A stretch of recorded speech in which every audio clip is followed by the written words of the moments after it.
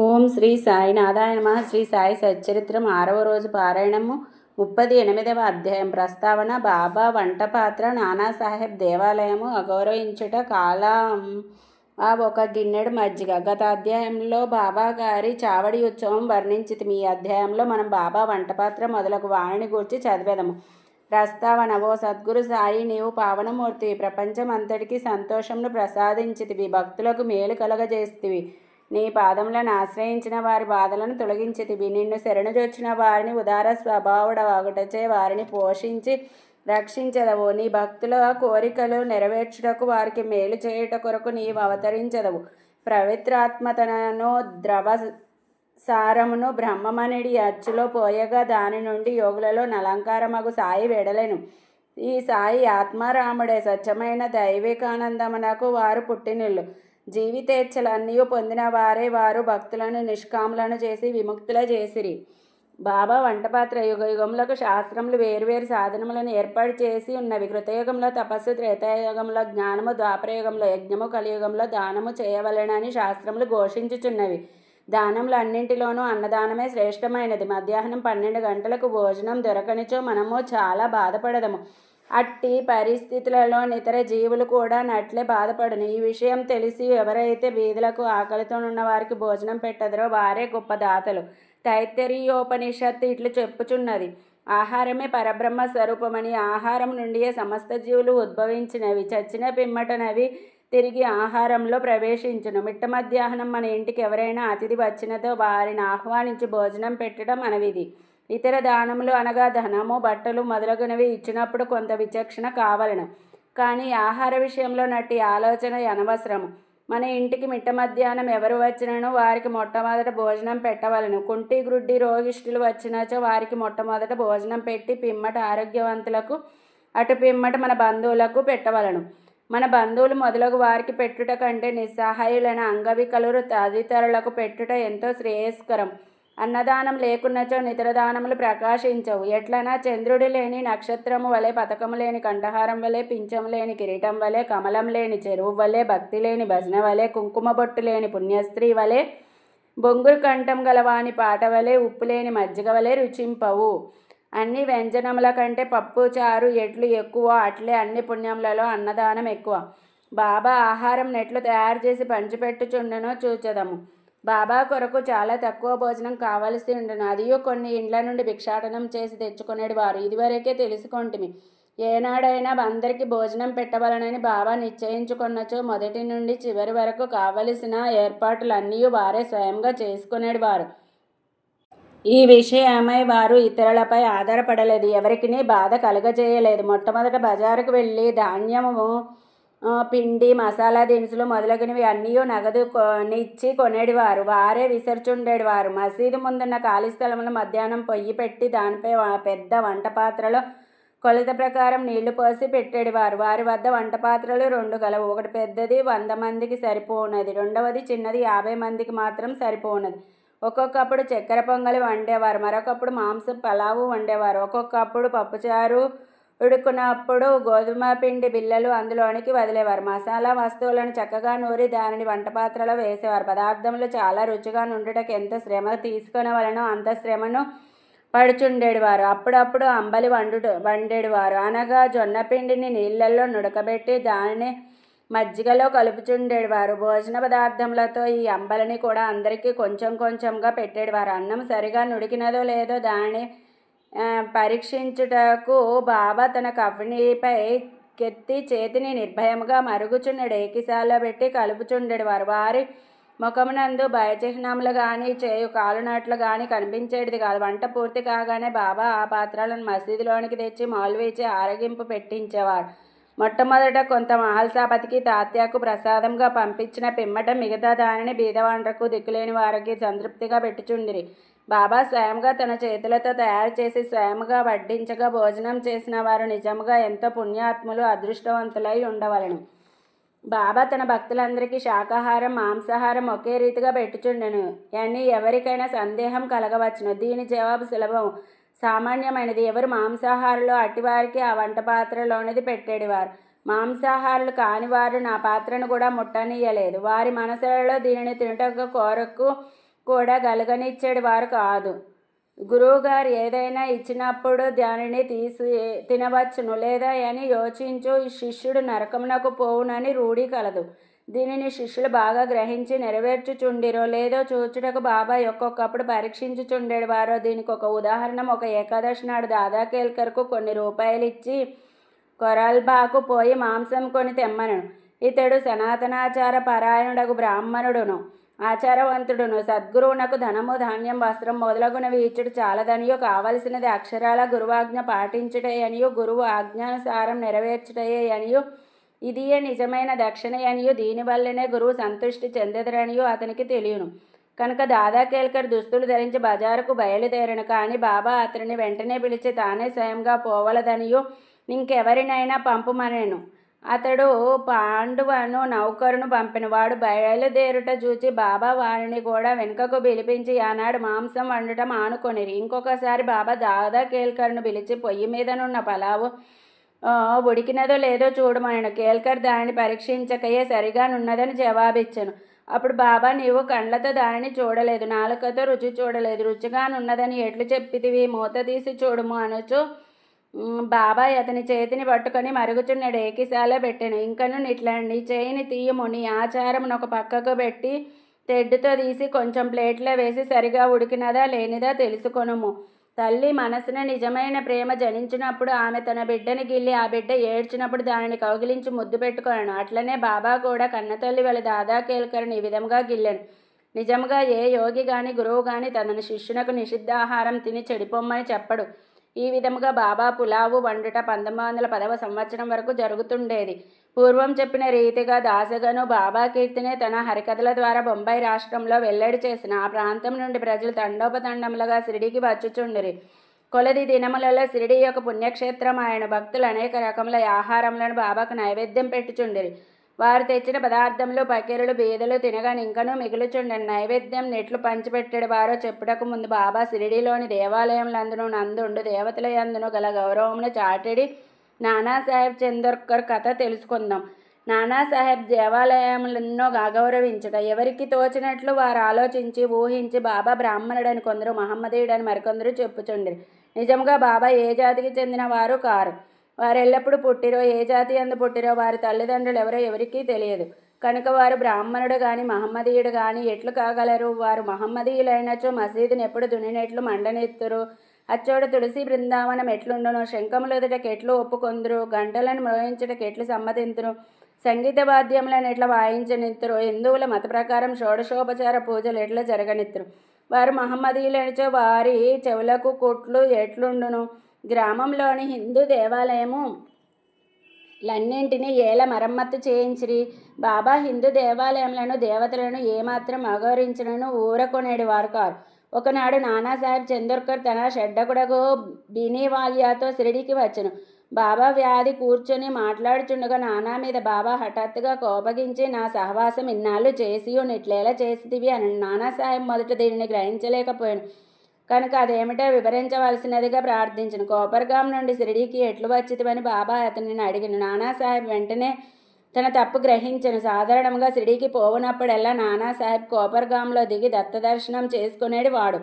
కానీ ఈసారి తన బంధువు దత్తభక్తుడైనప్పటికీ అతనిని కూడా వెళ్ళనీయక ఆలస్యమైపోనని చెప్పుచు తిన్నగా షిరిడీకి చేర్చెను. ఇదంతయు బాబాకు తెలియజేయుచు తాను గోదావరిలో స్నానం చేయనప్పుడొక ముళ్ళు పాదంలో గ్రుచ్చుకొని తనను చాలా బాధ పెట్టినని చెప్పెను.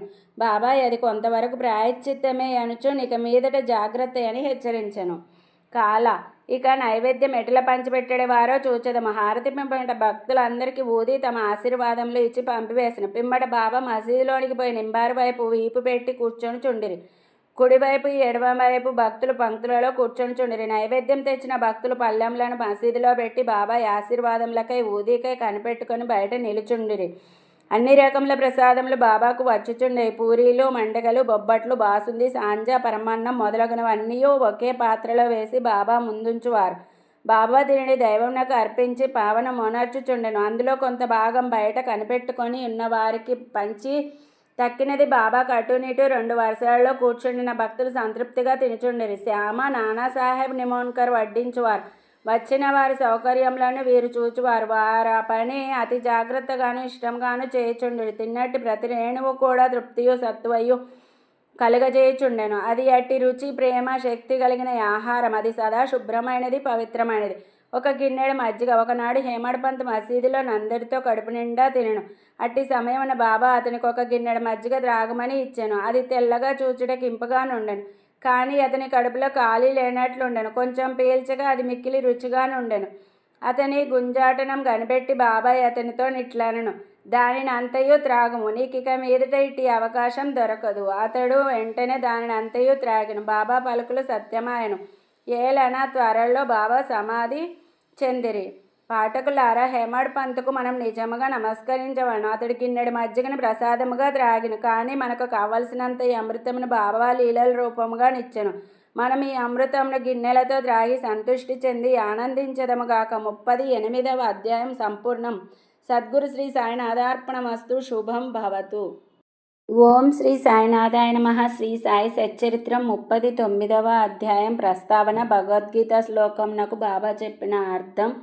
సమాధి మందిర నిర్మాణం. ఈ అధ్యాయంలో భగవద్గీత యందు గల ఒక శ్లోకమునకు బాబా చెప్పిన అర్థమున్నది. కొందరు బాబాకు సంస్కృతం తెలియదనియు అది నానాసాహెబ్ చందోర్కర్ చెప్పినదనియు ననుటచే హేమడ్ పంత్ 50వ అధ్యాయంలో ఈ సంగతిని విశదీకరించెను. 2 అధ్యాయములలోనూ నొక విషయం ఉండుటచే రెండును ఇందులో పొందుపరచడమైనది.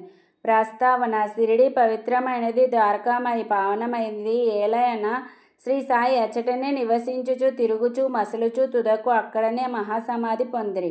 షిరిడి గ్రామ ప్రజలు ధన్యులు. వారు సర్వ కార్యములను బాబా నెరవేర్చుచుండెను. బాబా వారి కొరకే చాలా దూరం నుండి అచ్చటకు వచ్చెను. మొదట షిరిడి చాలా చిన్న గ్రామం. సాయిబాబా అచ్చట నివసించుటచే దానికి గొప్ప ప్రాముఖ్యం వచ్చెను. తుదకది పవిత్రమైన యాత్రాస్థలమాయెను. అచ్చట నుండి స్త్రీలు కూడా ధన్యులు. బాబా యందు వారి భక్తి నిస్సంశయంగా పరిపూర్ణమైనది. బాబా మహిమను వారు స్నానం చేయనప్పుడు, విసరినప్పుడు, రుబ్బినప్పుడు, ధ్యానం దంచినప్పుడు, తదితర గృహకృత్యములు చేయనప్పుడు పాడుచుండెడు వారు. వారి భక్తి ప్రేమలు పావనములు. వారు చక్కని పాటలు పాడుచుండెడు వారు. అవి పాడిన వారికి విన్నవారికి మనశ్శాంతి కలగచేయుచుండెను. భగవద్గీత శ్లోకమునకు బాబా చెప్పిన అర్థము. బాబాకు సంస్కృతము వచ్చునని నమ్మువారు ఉండరు. ఒకనాడు భగవద్గీతలోని ఒక శ్లోకమును బాబా చక్కని అర్థమును నానాసాహెబ్ చందోర్కర్కు బోధించి ఆశ్చర్యమును కలగజేసెను. ఈ విషయమును గూర్చి బివి దేవుగారు శ్రీ సాయిలీలా సంపుటి 563 స్ఫుట విషయమునందు వ్రాసినారు. వారు స్వయంగా నానాసాహెబ్ చందోర్కర్ వద్ద నుంచి కొన్ని సంగతులు తెలుసుకొనుటచే ఆ వృత్తాంతమును ఈ దిగువన ఇవ్వబడెను. నానాసాహెబ్ చందోర్కర్ వేదాంతమును బాగా చదివినవారు. ఆయన భగవద్గీతను వివిధ వ్యాఖ్యానములతో చదివి ఉన్నందున తన పాండిత్యమునకు గర్వించుచుండెను. బాబాకి ఈ విషయం కానీ సంస్కృతం కానీ తెలియదని ఆయన అభిప్రాయం. అందుచే ఒకనాడు బాబా అతని గర్వం అణచెను. ఆ తొలి రోజులలో భక్తులు గుంపులు గుంపులుగా రానప్పుడు బాబా భక్తుల సంశయముల తీర్చుటకు ఒంటరిగా వారితో మసీదులో మాట్లాడుచుండిరి. బాబా దగ్గర నానా కూర్చొని వారి కాళ్ళను ఒత్తుచూ నోటిలో ఏదో గొణుగుకొనుచుండెను. బాబా: నానా, ఏమి గొణుగుచున్నావు? నానా: సంస్కృత శ్లోకమును వల్లించుచున్నాను. బాబా: ఏ శ్లోకము? నానా: భగవద్గీతలోనిది.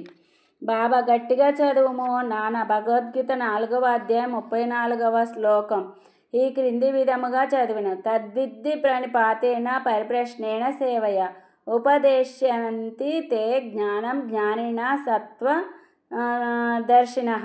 బాబా: నానా, అది నీకు బోధపడినదా? నానా: అవును. బాబా: నీకు తెలిసినచో నాకు చెప్పుము.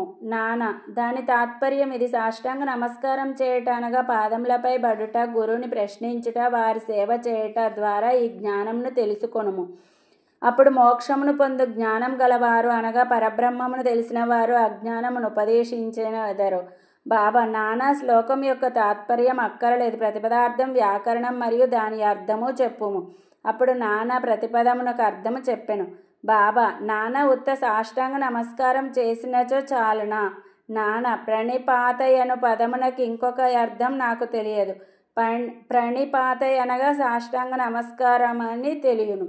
బాబా: పరిప్రశ్న అనగానేమి? నానా: ప్రశ్నలు అడుగుట. బాబా: ప్రశ్న అనగానేమి? నాన్న అదే అనగా ప్రశ్నించుట. బాబా పరిప్రశ్నయన్నను ప్రశ్నయన్నను ఒకటే అయినచో వ్యాసుడు పరి అను ప్రత్యయమును ప్రశ్నకు ముందెలా ఉపయోగించెను? వ్యాసుడు తెలివి తక్కువ వాడా? నాన్న పరిప్రశ్నయను మాటకు నాకితర అర్థమేమియూ తెలియదు. బాబా సేవ అనగా నెట్టిది? నాన్న ప్రతిరోజు మేము చేయుచున్నట్టిది. బాబా అట్టి సేవ చేసిన చాలునా?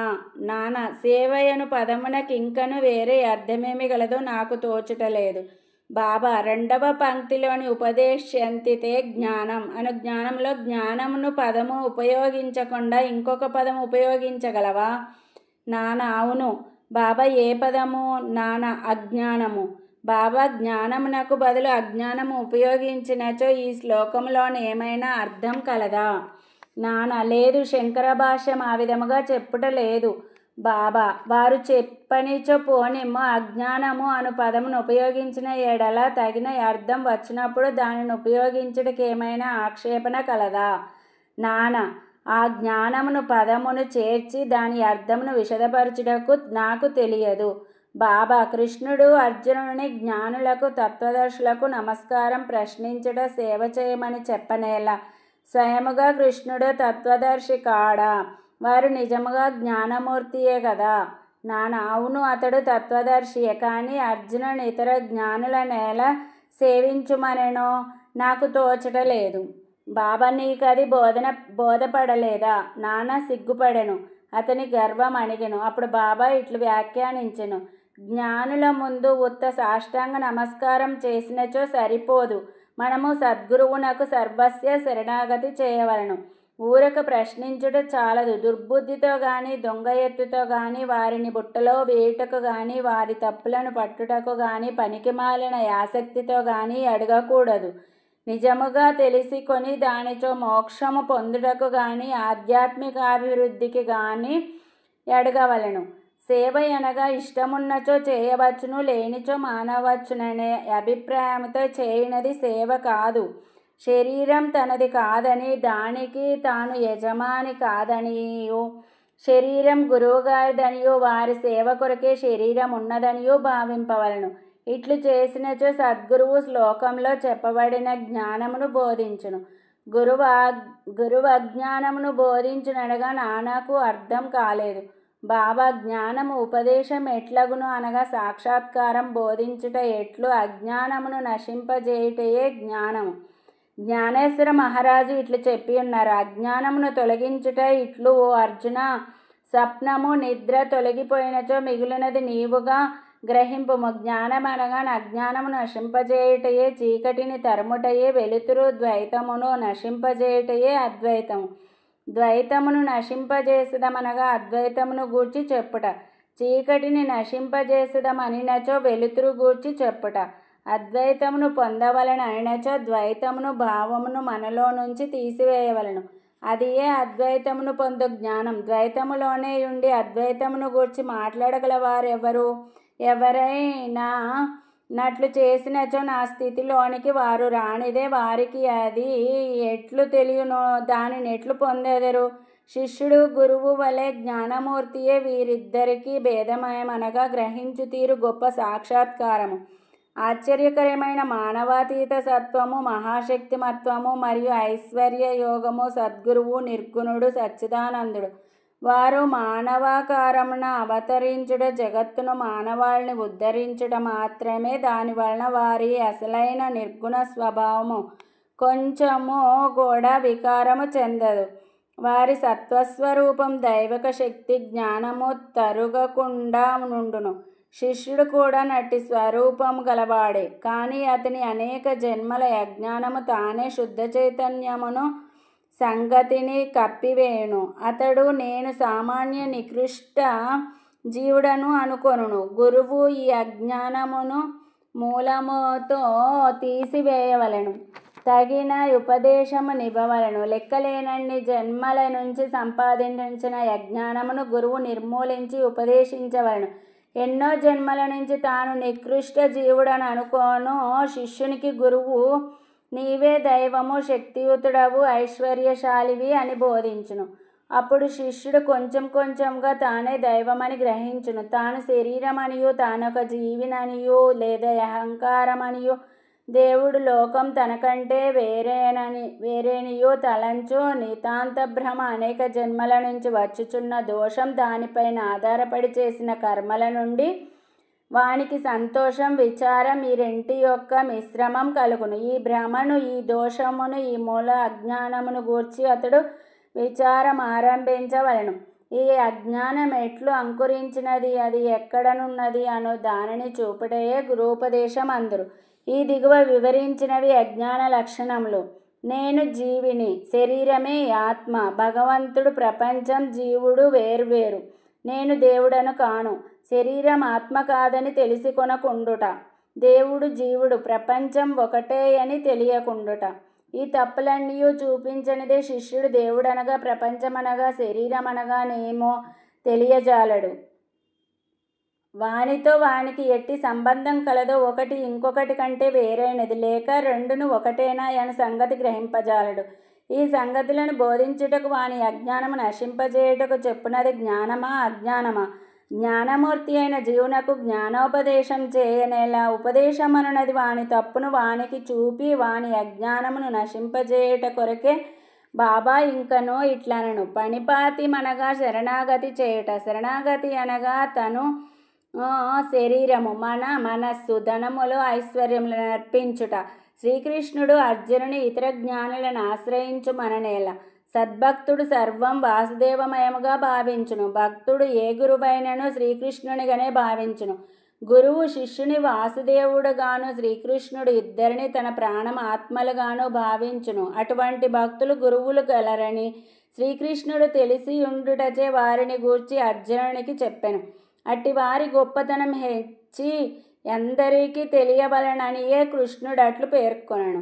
సమాధి మందిర నిర్మాణం. బాబా తాను చేయ నిశ్చయించుకొనిన పనుల గూర్చి ఎప్పుడునూ మాట్లాడువారు కారు, ఏమీ సందడి చేయువారు కారు. సంగతి సందర్భంలను వాతావరణం మిక్కిలి యుక్తిగా నేర్పరిచి తప్పనిసరి పరిస్థితులు కలిగించుచుండువారు. అందుకు సమాధి మందిరం నిర్మాణం ఒక ఉదాహరణం. నాగపూర్ కోటీశ్వరుడు శ్రీమాన్ బాపు సాహెబ్ బూటి షిరిడీలో సకుటుంబంగా నుండేవాడు. అతనికి అతడి సొంత భవనం ఉండినా బాగుండునని ఆలోచన కలిగెను. కొన్నాళ్ల పిదప దీక్షిత్ వాడలో నిద్రించుచుండగా అతనికి ఒక దృశ్యం కనిపించెను. బాబా స్వప్నంలో నగుపడి ఒక వాడను మందిరంతో సహా నిర్మించుమనెను. అచ్చట నిద్రించుచున్న శ్యామకు కూడా అట్టి దృశ్యం కనిపించెను. బాపు సాహెబ్ లేచి శ్యామ ఏడ్చుచుండుట చూచి కారణం అడిగెను. శ్యామ ఇట్లు చెప్పెను: బాబా నా దగ్గరకు వచ్చి ఒక మందిరంతో సహా వాడాను నిర్మింపుము, నేను అందరి కోరికలను నెరవేర్చదనెను. బాబా ప్రేమ మధురమైన పలుకులు విని భావావేశమున మయమరిచితిని. నా గొంతుక యాడ్చుకొని పోయాను, నా కండ్ల నుండి నీరు కార్చుండెను. నేను ఏడ్చుట మొదలెడితిని. వారిద్దరి దివ్య స్వప్నములు ఒకటే అయినందులకు బాపుసాహెబ్ బోటి విస్మయం అందెను. ధనవంతుడగుట చేతను చేతనైన వాడగుట చేతను అచ్చటొక వాడను నిర్మించుటకు నిశ్చయించుకొని మాధవరావు సహాయంతో ఒక ప్లాన్ గీసెను. కాకాసాహెబ్ దీక్షిత్ దానిని ఆమోదించెను. దానిని బాబా ముందర పెట్టగా బాబా కూడా వెంటనే ఆమోదించెను. కట్టుట ప్రారంభించిరి. శ్యామ పర్యవేక్షణ చేయుచుండెను. భూమ్యా పరిగృహం భూగృహం బావి పూర్తి అయ్యెను. బాబా కూడా లెండికి పోవునప్పుడు తిరిగి వచ్చుచున్నప్పుడు కొన్ని మార్పులు సూచించుచు సలహాలను ఇచ్చుచుండెను. మిగిలిన పని అంతయు బాపుసాహెబ్ జోగును చూడమనిరి. అది నిర్మించినప్పుడు బాపుసాహెబ్ బోటికి ఒక ఆలోచన కలిగెను. చుట్టూ గదులుండి తన మధ్యన ఒక విశాలమైన హాల్లో మురళీధరుని ప్రతిమను చేయవలెనని తట్టెను. బాబాకి సంగతి తెలియజేసి వారి అభిప్రాయంను కనుగొనవలెనని శ్యామకు చెప్పెను. వాడ ప్రక్క నుంచి బాబా పోవుచుండగా వారిని శ్యామ ఈ విషయం అడగగా బాబా అందులకు సమ్మతించి దేవాలయం పూర్తి కాగానే నేనే అచ్చట నివసించుటకు వచ్చేదను అని వాడ వైపు చూచుచూ, వాడ పూర్తి అయిన పిమ్మట మనమే దానిని ఉపయోగించుకొనవలెను. మనం అందరం అచ్చట నుందాము, అందరూ కలిసిమెలిసి ఆడుకొందాము, ఒకరినొకరు కౌగిలించుకొని సంతోషంతో నుండవచ్చును అనెను. దేవస్థాన మధ్య మందిరం కట్టుటకది తగిన శుభ సమయమాయని శ్యామ అడుగగా బాబా సమ్మతించుటచే శ్యామ కొబ్బరికాయ తెచ్చి పగలగొట్టి పనిని ప్రారంభించెను. కొద్ది కాలంలో పని పూర్తి అయిన మురళీధర్ విగ్రహము తయారు చేయుటకు ఆజ్ఞాపించిరి. అదే తయారు కాక మునిపే క్రొత్త సంగతి జరిగిన.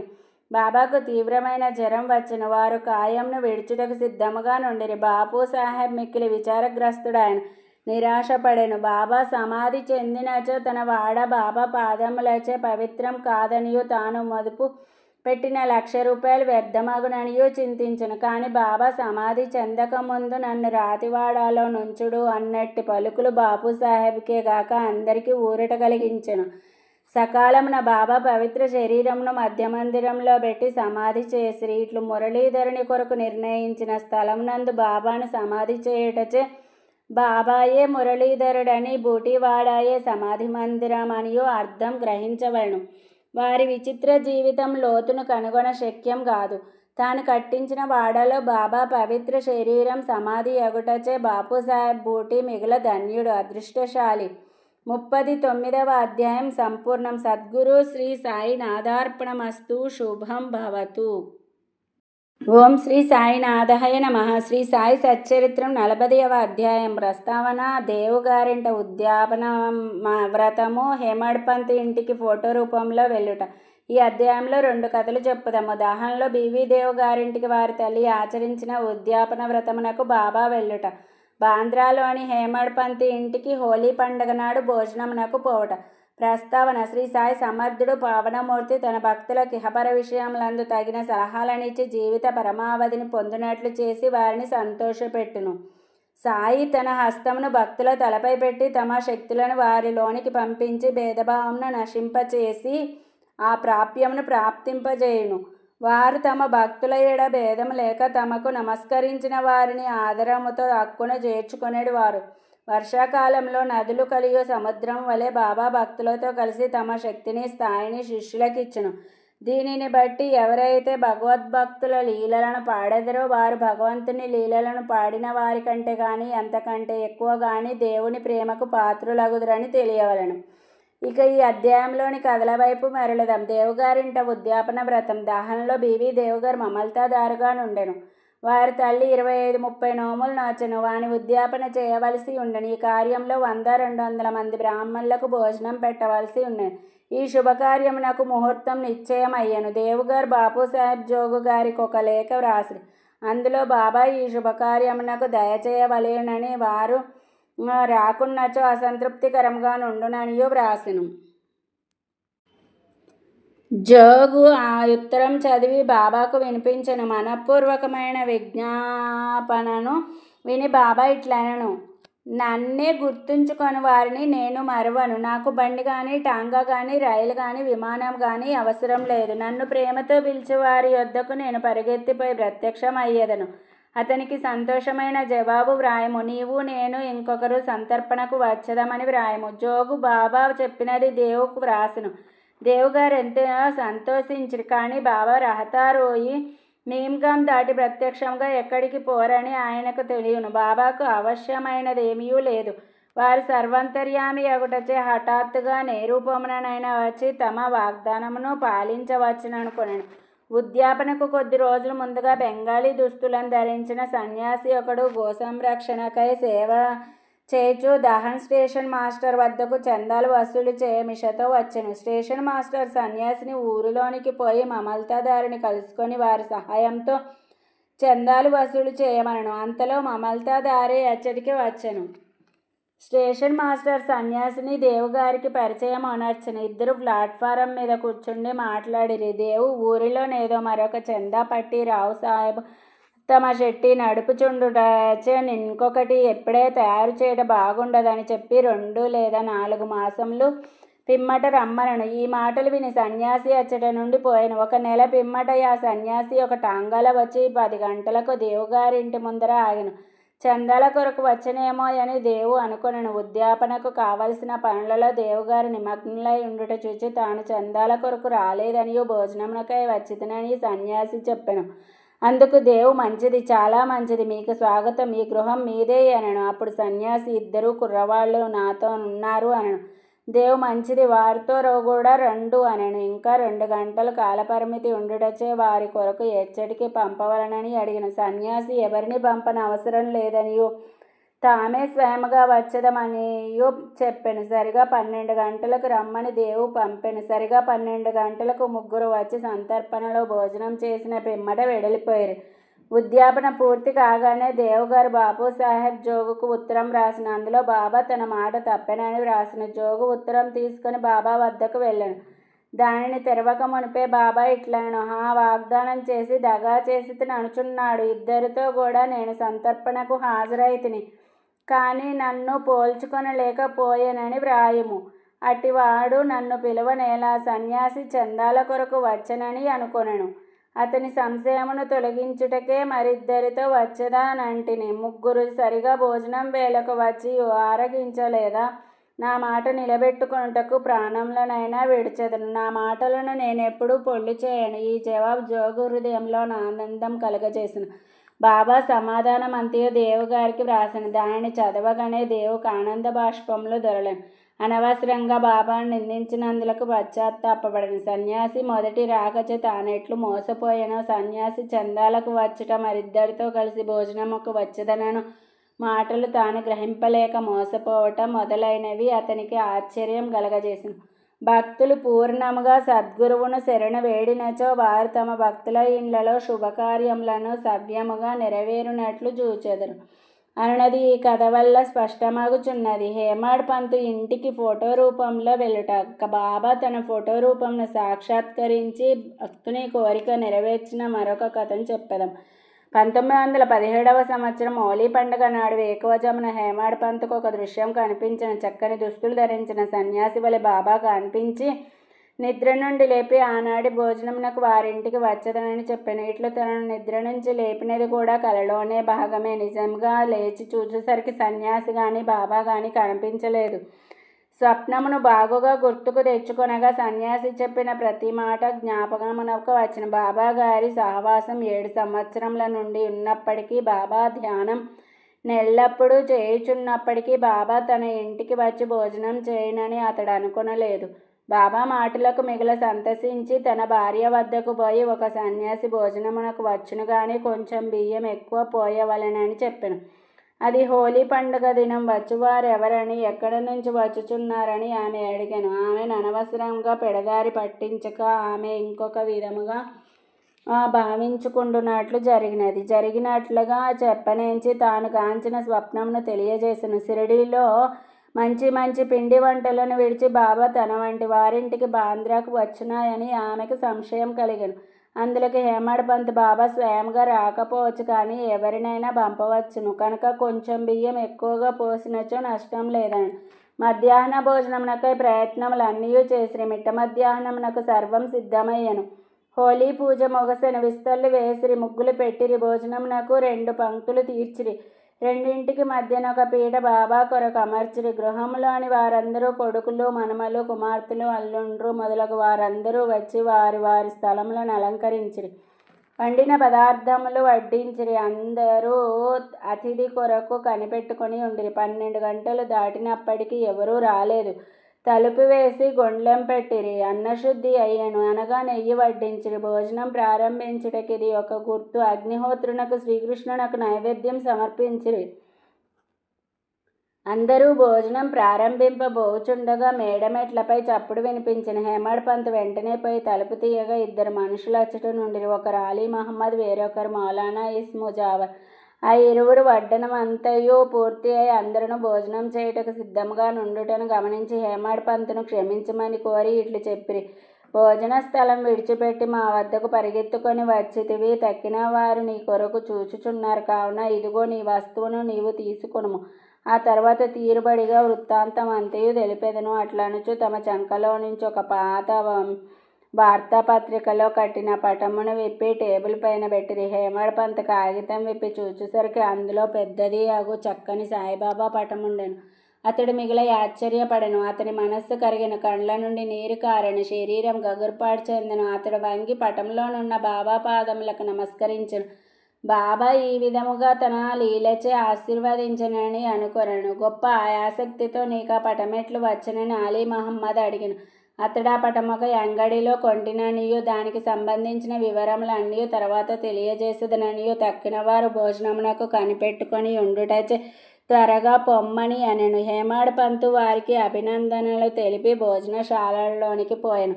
ఆ పటం బాబా కొరకు వేసిన పీటపై పెట్టి వండిన పదార్థములన్నీ వడ్డించి నైవేద్యం పెట్టిన పిమ్మట అందరూ భుజించి సకాలమున పూర్తి చేసిరి. పటంలోనున్న బాబా యొక్క చక్కని రూపును చూచి అందరూ అమితానందభరితులైరి. ఇదంతయు నెట్లు జరిగినని ఆశ్చర్యపడిరి. ఈ విధముగా బాబా హేమాడ్ పంతుకు స్వప్నంలో చెప్పిన మాటలను నెరవేర్చి తన వాగ్దానమును పాలించుకొనెను. ఆ ఫోటో వివరములు అనగా అది ఆలీ మహమ్మద్కి ఎట్లు దొరికెను, అతడు ఎందుకు తెచ్చెను, దానిని హేమాడ్ పంత్కి ఎందుకు ఇచ్చెను అనేవి వచ్చే అధ్యాయంలో చెప్పుకుందాం. 40వ అధ్యాయం సంపూర్ణం. సద్గురు శ్రీ సాయినాథార్పణమస్తు. శుభం భవతు. శ్రీ సాయినాథాయ నమః. శ్రీ సాయి సచ్చరిత్రం 41వ అధ్యాయం. చిత్రపటం యొక్క వృత్తాంతం. గుడ్డపీలికలను దొంగలించుట, జ్ఞానేశ్వరి చదువుట. చిత్రపటం యొక్క వృత్తాంతం గత అధ్యాయంలో చెప్పిన ప్రకారం ఈ అధ్యాయంలో చిత్రపటం యొక్క వృత్తాంతమును చెప్పెదము. గత అధ్యాయంలోని విషయం జరిగిన 9 సంవత్సరములకు ఆలీ మహమ్మద్ హేమాడ్ పంత్ను కలిసి ఇదిగో కథను అతనికి చెప్పెను. ఒకనాడు బొంబాయి వీధులలో బోవునప్పుడు వీధిలో తిరిగి అమ్మువాని వద్ద ఆలీ మహమ్మద్ సాయిబాబా పటమును కొనెను. దానికి చట్రము కట్టించి తన బాంద్రా ఇంటిలో గోడకు వేలాడదీసెను. అతడు బాబాను ప్రేమించుటచే ప్రతిరోజు చిత్రపటం దర్శనము చేయుచుండెను. హేమాడ్ పంతులకు ఆ పటం ఇచ్చుటకు 3 నెలల ముందు అతడు కాలు మీద కురుపు లేచి బాధపడుచుండెను. దానికి శస్త్రచికిత్స జరిగెను. అప్పుడు అతడు బొంబాయిలోనున్న తన బావమరిది యగు నూర్ మహమ్మద్ పీర్ భాయి ఇంటిలో పడి ఉండెను. బాంద్రాలో తన ఇల్లు 3 మాసముల వరకు మూయబడి ఉండెను. అక్కడ ఎవ్వరునూ లేకుండిరి. అచ్చట ప్రసిద్ధి చెందిన అబ్దుల్ రహమాన్ బాబా, మౌలానీ సాహెబ్, మహమ్మద్ హుస్సేన్, సాయిబాబా, తాజుద్దీన్ బాబా మొదలగు యోగుల పటములుండెను. వానిని కూడా కాలచక్రము విడవలేదు. అతడు వ్యాధితో బాధపడుచు బొంబాయిలో నుండెను. బాంద్రాలో ఆ పటములు ఎలా బాధపడవలెను? పటములకు కూడా చావు పుట్టుకలు ఉన్నట్లుండెను. పటములన్నీ వాని వాని అదృష్టాలు అనుభవించెను. కానీ సాయిబాబా పటం మాత్రం ఆ కాలచక్రమును తప్పించుకొనెను. అది ఎట్లు తప్పించుకొనగలిగెనో నాకింతవరకు ఎవరూ చెప్పలేరైరి. దీనిని బట్టి సాయిబాబా సర్వాంతర్యామి అనియో సర్వవ్యాపి అనియో అనంత శక్తుడనియో తెలియచున్నది. ఆలీ మహమ్మద్ అనేక సంవత్సరముల కిందట యోగి యొక్క అబ్దుల్ రహమాన్ బాబా యొక్క చిన్న పటమును మహమ్మద్ హుస్సేన్ దారియా వద్ద సంపాదించెను. దానిని తన బావమరిది యగు నూర్ మహమ్మద్ పీర్ భాయికి ఇచ్చెను. అది అతని టేబులులో 8 సంవత్సరములు పడి ఉండెను. ఒకనాడు అతడు దానిని చూచెను. అతడు దానిని ఫోటోగ్రాఫర్ దగ్గరకు తీసుకొని పోయి సజీవ ప్రమాణమంత పెద్దదిగా చేయించి దాని ప్రతులను తన బంధువులకు, స్నేహితులకు పంచిపెట్టెను. అందులోనొకటి ఆలీ మహమ్మద్కి ఇచ్చెను. దానిని అతడు తన బాంద్రా ఇంటిలో పెట్టెను. నూర్ మహమ్మద్ అబ్దుల్ రహమాన్ గారి శిష్యుడు గురువు నిండు దర్బారులో నుండగా అతడు గురువుగారికి దీనిని కానుకగా ఇచ్చుటకు పోగా వారు మిక్కిలి కోపించి కొట్టబోయి నూర్ మహమ్మద్ నచ్చట నుండి తరిమివేసిరి. అతడు మిగుల విచారపడి చికాకు పొందెను. తన ద్రవ్యం అంతయు నష్టపడుటయే గాక గురువుగారి కోపమునకు అసంతుష్టికి కారణమాయెను గదాయని చింతించెను. విగ్రహారాధన గురువుగారికి ఇష్టం లేకుండా నా పటమును అపోలో బందరుకు తీసుకొని పోయి ఒక పడవను అద్దెకి గట్టించుకొని సముద్రంలోనికి పోయి దానిని అక్కడ నీళ్లలో ముంచివేసెను. తన బంధువుల వద్ద నుంచి, స్నేహితుల వద్ద నుంచి పటములను తెప్పించి 6 పటములు వాణిని కూడా బాంద్రా సముద్రంలో ముంచెను. ఆ సమయమున ఆలీ మహమ్మద్ తన బావమరిది ఇంటిలో నుండెను. యోగుల పటములను సముద్రంలో పడవైచినచో తన వ్యాధి కుదురునని బావమరిది చెప్పెను. అది విని ఆలీ మహమ్మద్ తన మేనేజర్ను బాంద్రా ఇంటికి పంపి అక్కడున్న పటములనన్నింటినీ సముద్రంలో వేయించెను. 2 నెలల పిమ్మట ఆలీ మహమ్మద్ తన ఇంటికి తిరిగి రాగా బాబా పటం ఎప్పటివలె గోడ మీద నుండుట గమనించి ఆశ్చర్యపడెను. తన మేనేజర్ పటములన్నీ తీసివేయించి బాబా పటం నెట్లు మర్చెనో అతనికే తెలియకుండెను. వెంటనే దానిని తీసి బీరువాలో దాచెను. లేకున్నా తన బావగారు దానిని చూచినచో దానిని కూడా నాశనం చేయునని భయపడెను. దానిని ఎవరికి ఇవ్వవలనో, దానిని ఎవరు జాగ్రత్త పరచరో, దానిని భద్రముగా ఎవరుంచగలరో అను విషయములను ఆలోచించుచుండగా సాయిబాబాయే ఇస్ము ముజావర్ను కలిసి వారి అభిప్రాయం ప్రకారం చేయవలసినదని తోచినట్లు చేసెను. ఆలీ మహమ్మద్ ఇస్ము ముజావర్ను కలుసుకొని జరిగినదంతయు చెప్పెను. ఇరువురు బాగుగా ఆలోచించి ఆ పటం హేమాడ్ పంత్కి ఇవ్వ నిశ్చయించారు. అతడు దానిని జాగ్రత్త పరచనని తోచను. ఇద్దరు హేమడ్ పంత్ వద్దకు పోయి సరి అయిన కాలంలో దానిని బహుకరించారు. ఈ కథను బట్టి బాబాకు భూత భవిష్యత్ వర్ధమానములు తెలియననియు చాకచక్యముగా సూత్రములు లాగి తన భక్తుల కోరికలను ఎట్లా నెరవేర్చుచుండునో కూడా తెలియచున్నది. ఎవరికైతే ఆధ్యాత్మిక విషయములలో ఎక్కువ శ్రద్ధయో వారిని బాబా ప్రేమించుటే కాక వారి కష్టములను తొలగించి వారిని ఆనందభరితులుగా చేయుచుండిరని రాబో కథ వలన తెలియను. గుడ్డపీలికలను దొంగలించుట, జ్ఞానేశ్వరి చదువుట. బీవీదేవు దహనంలో మమల్తాదార్ అతడు జ్ఞానేశ్వరిని ఇతర మత గ్రంథములను చదవవలెనని చాలా కాలం నుండి కోరుచున్నాను. భగవద్గీతపై మరాఠీ భాషలో జ్ఞానేశ్వరుడు వ్రాసిన వాక్యయే జ్ఞానేశ్వరి. ప్రతిదినము భగవద్గీతలోని ఒక అధ్యాయమును ఇతర గ్రంథముల నుండి కొన్ని భాగములను పారాయణ చేయుచున్నాను. కానీ జ్ఞానేశ్వరిని ప్రారంభించగానే ఏవో అవాంతరములు ఏర్పడచే పారాయణం ఆగిపోచున్నాను. 3 నెలలు సెలవు పెట్టి షిరిడీకి వెళ్ళి అక్కడ నుండి తన స్వగ్రామము బోండాకు పోయాను. ఇతర గ్రంథములన్నీ నచ్చట చదవగలిగాను. కానీ జ్ఞానేశ్వరి ప్రారంభించగానే ఏమో విపరీతమైన చెడ్డ ఆలోచనలు తన మనస్సున ప్రవేశించుటచే చదవలేకుండాను. అతడు ఎంత ప్రయత్నించినను కొన్ని పంక్తులు కూడా చదవలేకపోయాను. కాబట్టి బాబా తనకి గ్రంథమందు శ్రద్ధ కలగజేసినప్పుడే దానిని చదువుమని, వారి నోటి వెంట వచ్చినప్పుడే దానిని ప్రారంభించదనని, అంతవరకు దానిని తెరవననియు నిశ్చయం చేసుకున్నాను. అతడు 1914వ సంవత్సరం ఫిబ్రవరి నెలలో కుటుంబ సమేతంగా షిరిడీకి వెళ్ళాను. అక్కడ ప్రతిదినము జ్ఞానేశ్వరి చదువుచుంటివా అని బాబుసాహెబ్ జోగు దేవు గారిని అడిగాను. దేవు తనకు అట్టి కోరిక గలదనియో కానీ దానిని చదువుటకు శక్తి చాలకుండాననియో బాబా ఆజ్ఞాపించనిచో దానిని ప్రారంభించదనని చెప్పాను. అప్పుడు జోగు ఒక పుస్తకమును తీసుకొని బాబాకి ఇచ్చినచో దానిని వారు తాకి పవిత్రం చేసి ఇచ్చెదరనియో అప్పటి నుండి నిరాటంకంగా చదువు వచ్చుననియో దేవుకు సలహానిచ్చెను. బాబాకు తన ఉద్దేశం తెలియను కనుక దేవుగారిట్లు చేయుటకు అంగీకరించలేదు. బాబా తన కోరికను గ్రహించలేరా, దానిని పారాయణ చేయమని స్పష్టంగా ఆజ్ఞాపించలేరా అనెను. దేవు బాబాను దర్శించి ₹1 దక్షిణ ఇచ్చిన. బాబా ₹20 దక్షిణ అడగగా దానిని చెల్లించను. ఆనాటి రాత్రి బాలకరాముడను వానిని కలుసుకొని అతడు బాబా యందు భక్తిని, వారి అనుగ్రహమును ఎట్లు సంపాదించనని ప్రశ్నించను. మరుసటి దినము హారతి పిమ్మట అంతయు తెలిపిదనని అతడు బదిలిచ్చిన. ఆ మరుసటి దినము దర్శనం కొరకు దేవు వెళ్ళగా బాబా అతనిని ₹20 దక్షిణ ఇమ్మనను. వెంటనే దేవు దానిని చెల్లించిన. మసీదు నిండా జనులు నిండి ఉండుటచే దేవు ఒక మూలకు పోయి కూర్చుండెను. బాబా అతనిని పిలిచి శాంతముగా తన దగ్గర కూర్చొని మనను. దేవు అట్లనే చేసెను. మధ్యాహ్న హారతి పిమ్మట భక్తులందరూ పోయిన తర్వాత దేవు బాలకరాముని చూచి అతని పూర్వ వృత్తాంతంతో పాటు బాబా అతనికి ఏమియో చెప్పెనో, ధ్యానం నెట్లు నేర్పిరో అని అడగగా బాలకరాముడు వివరములు చెప్పుటకు సిద్ధపడెను. అంతలో బాబా చంద్రు అను కుష్ఠరోగి భక్తుని పంపి దేవుని తీసుకొని రమ్మనను. దేవు బాబా వద్దకు పోగా నెవరితో ఏమి మాట్లాడుచుంటివని బాబాయ్ అడిగాను. బాలకరాముడితో మాట్లాడుచుంటుననియో బాబా కీర్తి వినుచుంటుననియో అతడు చెప్పాను. తిరిగి బాబా ₹25 దక్షిణ అడిగాను. వెంటనే దేవు సంతోషంతో దక్షిణ చెల్లించను. అతనిని బాబా లోపలికి తీసుకొని పోయి స్తంభం వద్ద కూర్చుండి నా గుడ్డ పీలికలను నాకు తెలియకుండా దొంగిలించితివేలా అనెను.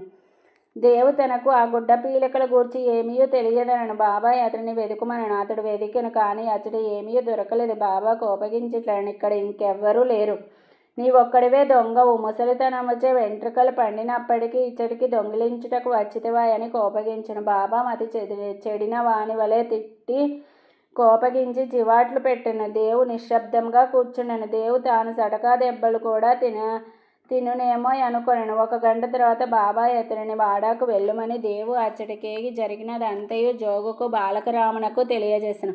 సాయంకాలం అందరినీ రమ్మని బాబా కబురు పంపెను. ముఖ్యంగా దేవుని రమ్మను. నా మాటలు వృద్ధిని బాధించి ఉండవచ్చు గాని అతడు దొంగిలించుటచే నేనట్లు పలకవలసి వచ్చిదని బాబా నడువెను. తిరిగి బాబా ₹12 దక్షిణ అడిగాను. దేవు దానిని వసూలు చేసి చెల్లించి సాష్టాంగ నమస్కారములు చేసిన. బాబా ఇట్లను, ప్రతిరోజు జ్ఞానేశ్వరిని చదువుము, పోయి వాడాలో కూర్చోండము, ప్రతినిత్యము కొంచెమైనను క్రమం తప్పక చదువుము. చదువునప్పుడు దగ్గరనున్న వారికి శ్రద్ధాభక్తులతో బోధపరిచి చెప్పుము. నేను నీకు జల్తారు చల్లానిచ్చుటకు ఇచ్చట కూర్చుని ఉన్నాను. ఇతరుల వద్దకు పోయి దొంగిలించద వేళ నీకు దొంగతనం అలవాటు పడవలెనని ఉన్నదా? బాబా మాటలు విని దేవు సంతసించిన. బాబా తనను జ్ఞానేశ్వరిని ప్రారంభించమని ఆజ్ఞాపించననియో, తనకు కావలసినదేదో అది దొరికిననియో, అప్పటి నుండి తాను సులభంగా చదవగలననియో అనుకొనెను. తిరిగి బాబా పాదములకు సాష్టాంగ నమస్కారం అనర్చును. తాను శరణవేడను కనుక తనను బిడ్డగా నెంచి జ్ఞానేశ్వరి చదువుటలో తోడ్పడవలసినదని బాబాను వేడుకొనను. పీలికలు దొంగలించుట అనగానేమో దేవు అప్పుడు గ్రహించును. బాలకరాముని ప్రశ్నించుటయే గుడ్డ పీలికలు దొంగిలించుట. బాబా కట్టి వైఖరి ఇష్టం లేదు. ఏ ప్రశ్నకైనా సమాధానం ఇచ్చుటకు తామే సిద్ధంగా నుండిరి. ఇతరులను అడుగుటకు బాబాకు ఇష్టం లేదు. అందుచేన అతని బాధించి చికాకు పెట్టెను. అదియును గాక ఇతరులను అడగకుండా బాబానే సర్వం అడిగి తెలుసుకొనవలెనని ఇతరులను ప్రశ్నించిన నిష్ప్రయోజనమనియు చెప్పెను. దేవు ఆ తిట్లను ఆశీర్వాదములుగా భావించి సంతుష్టితో ఇంటికి పోయెను.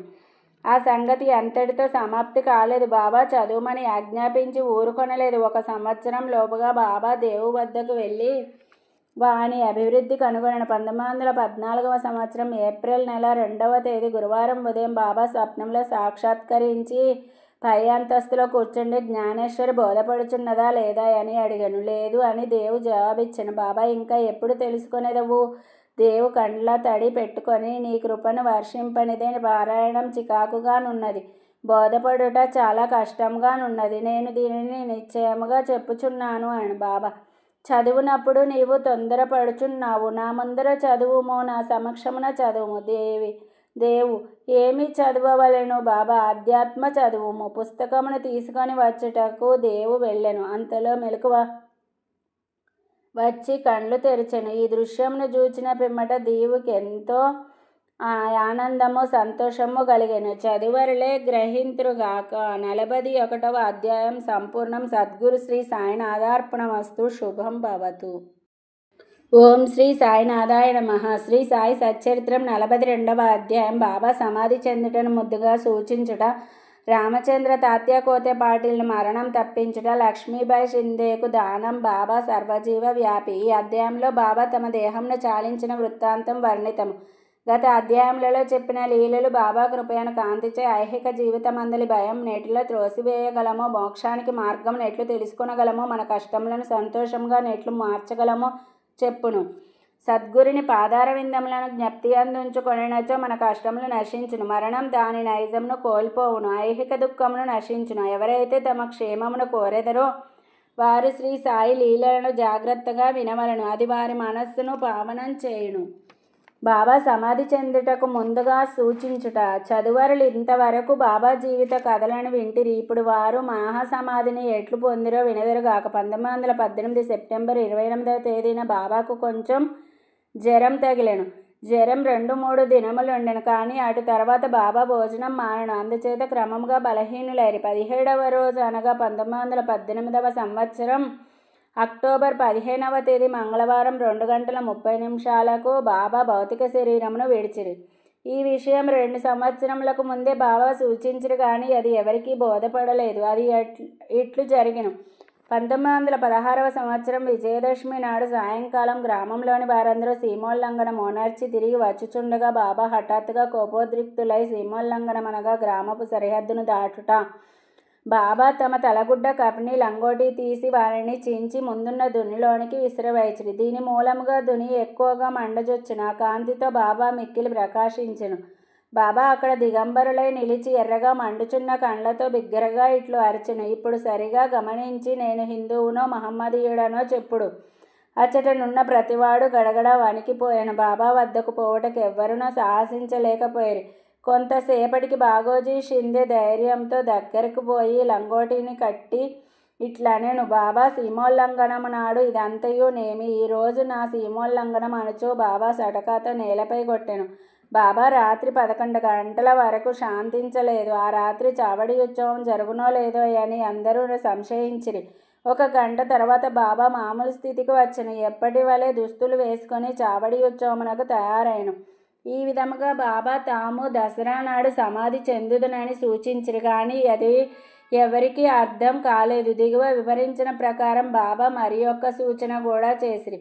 రామచంద్ర తాత్య కోతే పాటిళ్ల మరణం తప్పించుట. ఇది జరిగిన కొంతకాలం పిమ్మట రామచంద్ర పాటిల్ తీవ్రముగా జబ్బుపడెను. అతడు చాలా బాధపడెను. అన్ని ఔషధములు ఉపయోగించెను కానీ అవి గుణమునివ్వలేదు. నిరాశ చెంది చావుకు సిద్ధముగా నుండెను. ఒకనాడు నడిరేయి బాబాయ్ అతని దిండు వద్ద నిలిచెను. పాటిల్ బాబా పాదములు పట్టుకొని, నేను నా జీవితంపై ఆశ వదులుకొన్నాను. నేనెప్పుడు మరణించెదనో దయచేసి చెప్పుడు అనెను.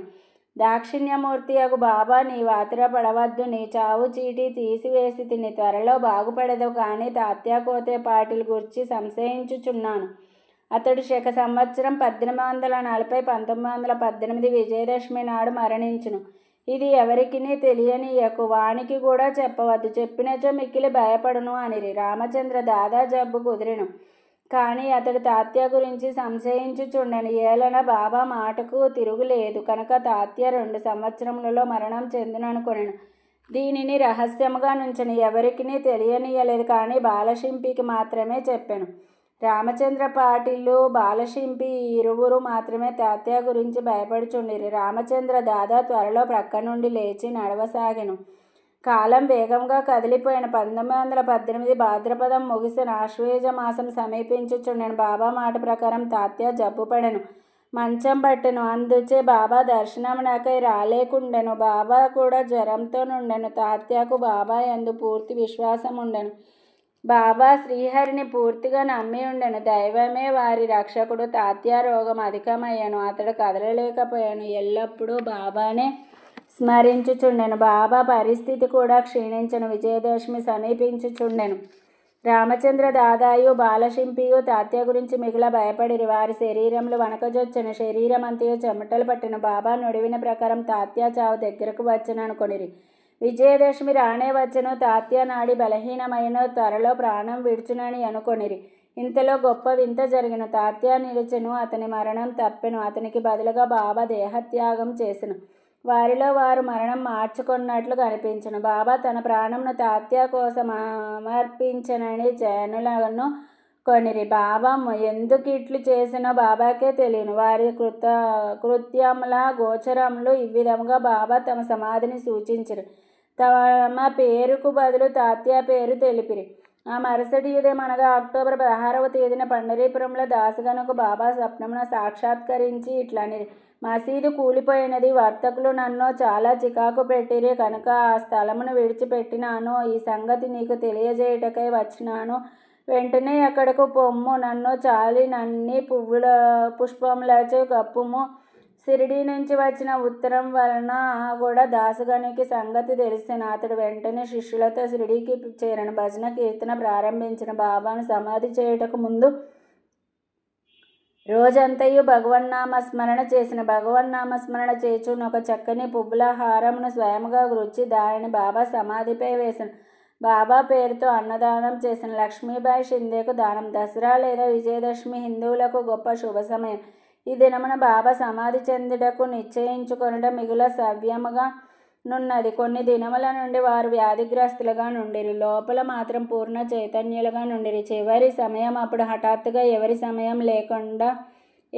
సహాయం లేకుండా లేచి కూర్చుండి మంచి స్థితిలో నున్నట్లు కనబడిరి. అపాయ స్థితి దాటినదని బాబా కోలుకొనుచుండెనని అందరు అనుకొనిరి. తాము త్వరలో సమాధి చెందెదమని బాబాకు తెలియను. కాన లక్ష్మీబాయి షిందేకు కొంత ద్రవ్యమును దానం చేయ నిశ్చయించుకొనిరి. బాబా సర్వజీవ వ్యాపి. ఈ లక్ష్మీబాయి షిందే ధనవంతురాలు. సుగుణవతి. రాత్రింబవలు ఆమె మసీదులో బాబా సేవ చేయుచుండెను. రాత్రి సమయమందు భక్తమహాసపతి తాత్య, లక్ష్మీబాయి షిందే తప్ప తదితరులెవ్వరూ మసీదులో కాలు పెట్టుటకు ఆజ్ఞ లేకుండెను. ఒకనాడు సాయంకాలం బాబా మసీదులో తాత్యతో కూర్చొని ఉండగా లక్ష్మీబాయి షిందే వచ్చి బాబాకు నమస్కరించెను. బాబా ఇట్లనెను, ఓ లక్ష్మి, నాకు చాలా ఆకలి వేయుచున్నది. వెంటనే ఆమె లేచి, కొంచెం సేపు ఆగుము, నేను త్వరలో రొట్టెను తీసుకొని వచ్చేదనెను. అనెన ప్రకారం ఆమె త్వరగా రొట్టె కూర తీసుకొని వచ్చి బాబా ముందు పెట్టెను. బాబా దానిని అందుకొని ఒక కుక్కకు వేసెను. లక్ష్మీబాయి ఇట్లా అడిగెను, ఇది ఏమి బాబా? నేను పరిగెత్తుకొని పోయి నా చేతులారా నీ కొరకు రొట్టె చేసి తిని నీవు దానిని కొంచెమైనను తినక కుక్కకు వేసితివి. అనవసరంగా నాకు శ్రమ కలగజేసితివి. అందుకు బాబా ఇట్లు సమాధానం ఇచ్చెను, అనవసరంగా విచారించదవేళ. కుక్క ఆకలి తీర్చుట నా ఆకలి తీర్చుట వంటిది. కుక్కకు కూడా ఆత్మ గలదు. ప్రాణులు వేరు కావచ్చును, కానీ అందరి ఆకలి ఒకటియే. కొందరు మాట్లాడగలరు, కొందరు మోగవాని వల్ల మాట్లాడలేరు. ఎవరైతే ఆకలితో నున్న వారికి భోజనం పెట్టెదరో వారు నాకు అన్నం పెట్టినట్లే. దీనినే గొప్ప నీతిగా ఎరుగుము.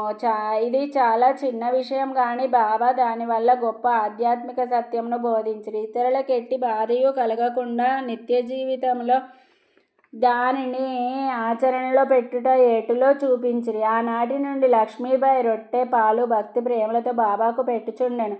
బాబా మెచ్చుకొని ఎంతో ప్రేమతో తినుచుండేడు వారు. అందులో కొంత తాను తిని మిగతా రాధాకృష్ణమాయకి పంపుచుండెను. ఆమె బాబా భుక్తశేషమునే ఎల్లప్పుడూ తినుచుండెను. ఈ రొట్టె కథను విషయాంతరముగా భావించరాదు. దీనిని బట్టి బాబా సర్వజీవులందు గలడని తెలుసుకొనగలము.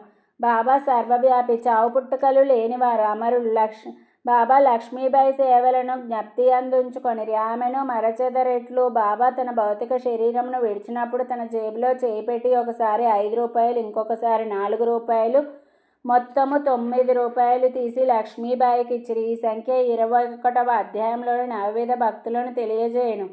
లేదా ఇది సీమోల్లంఘనం సమయముననిచ్చు దక్షిణే అనుకొనవచ్చును. లక్ష్మీబాయి షిందే ధనవంతురాలగుటచే ఆమెకు ధనం అవసరం లేదు కనుక బాబా ఆమెకు ముఖ్యముగా నవవిధ భక్తులను గూర్చి బోధించి ఉండవచ్చును. భాగవతము 11వ స్కందం 10వ అధ్యాయంలో 6వ శ్లోకం పూర్వార్ధమున ఉత్తరార్ధమున 4 విధముల భక్తి చెప్పబడి ఉన్నది. బాబా ఈ ప్రకారముగా మొదట 5, తదుపరి 4, మొత్తం 9 రూపాయలు ఇచ్చును. ఒక 9 కాక 9కి ఎన్ని రెట్లో రూపాయలు లక్ష్మీబాయి చేతి మీదుగా వ్యయమైనవి. కానీ బాబా ఇచ్చిన ఈ 9 రూపాయలను ఆమె ఎన్నటికీ మరవదు. మిక్కిలి జాగరూకత మరియు పూర్ణ చైతన్యం కలిగి ఉండు బాబా అవసాన కాలమందు కూడా తగిన జాగ్రత్త పడను. తన భక్తులపై గల ప్రేమానురాగములయందు తగులుకొనకుండునట్లు వారందరినీ లేచిపొమ్మనిరి. కాకాసాహెబ్ దీక్షిత్, బాబుసాహెబ్ బూటి మొదలగు వారు మసీదు నందు ఆందోళనతో బాబాను కనిపెట్టుకొని ఉండిరి. కానీ బాబా వారిని వాడాకు పోయి భోజనం చేసి రండనిరి. వారు బాబాను విడవలేకుండిరి. బాబా మాటను జవదాటలేకుండిరి. మనస్సునందు ఇష్టం లేనప్పటికీ వారు పోలేక మసీదు విడిచిపోయిరి. బాబా స్థితి అపారకరముగా నుండెనని వారికి తెలియను కనుక వారు బాబాను మరవకుండిరి. వారు భోజనమునకు కూర్చుండిరే. కానీ వారి మనస్సు బాబాపై నుండెను. వారు భోజనం పూర్తి చేయక మునిపే బాబా తమ భౌతిక శరీరమును విడిచినని వార్త వచ్చెను. భోజనములను విడిచి అందరూ మసీదుకు పరిగెత్తిరి. బాయాజీ అప్పకోతేపై బాబా దేహం ఒరిగి ఉండెను. వారు నేలపై గాని తమ గద్దెపై గాని పడలేదు. తమ స్థలంలో ప్రశాంతంగా కూర్చుండి తమ చేతితో దానం చేయుచు శరీరం విడిచిరి. యోగులు శరీరం ధరించి ఏదో పని మీద భూలోకమునకు వత్తురు. అది నెరవేరిన పిమ్మట వారెంత నెమ్మదిగానో సులభముగానో అవతరించురో ఎంత శాంతముగా వెళ్ళెదరు. 42వ అధ్యాయం సంపూర్ణం. సద్గురు శ్రీ సాయినాథార్పణమస్తు. శుభం భవతు. ఓం శ్రీ సాయినాథాయ నమః. శ్రీ సాయి సచ్చరిత్రం 43, 44 అధ్యాయములు. బాబా సమాధి చెందుట, ముందుగా సన్నాహము, ఇటుకరాయి విరుగుట, 72 గంటల సమాధి, బాపు సాహెబ్ జోగు సన్యాసము, అమృతతుల్యమగు బాబా పలుకులు, నేననగా నెవరు. 43 మరియు 44 అధ్యాయములు కూడా బాబా శరీర త్యాగము చేసిన కథనే వర్ణించినవి కనుక వాటిని ఒక చోటకు చేర్చుట జరిగినది. ముందుగా సన్నాహము. హిందువులలో ఎవరైనా మరణించుటకు సిద్ధముగా నున్నప్పుడు మత గ్రంథములు చదివి వినిపించడం సాధారణ ఆచారం. ఏలాన ప్రపంచ విషయముల నుండి అతని మనస్సును మరలించి భగవద్ విషయములందు లీనమునర్చినచో అతడు పరమమును సహజముగాను సులభముగాను పొందును. పరీక్షిత్ మహారాజు బ్రాహ్మణ ఋషి బాలునిచే శపింపబడి వారం రోజులలో చనిపోవటకు సిద్ధముగా నున్నప్పుడు గొప్ప యోగియగు శుకుడు భాగవత పురాణమును ఆ వారంలో బోధించెను. ఈ అభ్యాసము ఇప్పటికీ అలవాటులోనున్నది. చనిపోవుటకు సిద్ధముగా నున్న వారికి గీత, భాగవతం మొదలగు గ్రంథములు చదివి వినిపించెదరు. కానీ బాబా భగవంతుని అవతారం అగుటచే వారికి అట్టిది అవసరం లేదు. కానీ బాబా ఇతరులకు ఆదర్శంగా నుండుటకు ఈ అలవాటును పాటించిరి. త్వరలోనే దేహత్యాగం చేయనున్నామని తెలియగానే వారు వచేయును. నాతని పిలిచి రాజవిజయమని గ్రంథమును పారాయణ చేయుమనిరి. అతడు వారంలో గ్రంథంను ఒకసారి పఠించెను. తిరిగి దానిని చదువుమని బాబా ఆజ్ఞాపింపగా అతడు రాత్రింబవళ్ళు దానిని చదివి 3 దినములలో 2వ పారాయణం పూర్తి చేసెను.